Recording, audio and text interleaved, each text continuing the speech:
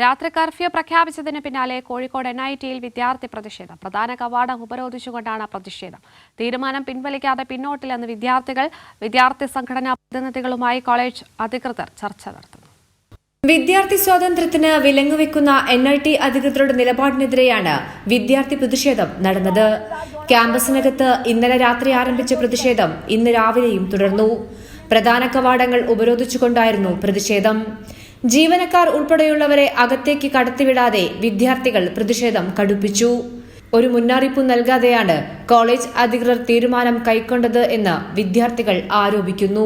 ഇതൊരു residential campus ആണ്. ഇവിടെ ക്ലാസ് തുടങ്ങുന്നത് ഒരു 8 മണിക്ക് തുടങ്ങും. അറ്റ് ഏർലിയസ്റ്റ് 8 മണിക്ക് തുടങ്ങാം. എന്നിട്ട് തീരണത് വേണമെങ്കിൽ 7 മണിക്ക് തീരാം. സ്റ്റുഡൻസിനാണെങ്കിൽ ഇവിടുത്തെ അമ്യൂണിറ്റീസ് ഉപയോഗിക്കാനുള്ള ഇനഫ് ടൈം കിട്ടുന്നില്ല. ഇവിടെ ലൈബ്രറി ഉണ്ടായിരുന്നു, അതിന്റെ പുറകെ മതിൽ വെച്ചു. ഇപ്പോൾ ആണെങ്കിൽ റെസിഡൻഷ്യൽ ഏരിയ കൂടെ കയറി പോയിട്ടാണ് അവിടെ ലൈബ്രറി ആക്സസ് ചെയ്യേണ്ട വരുന്നത്.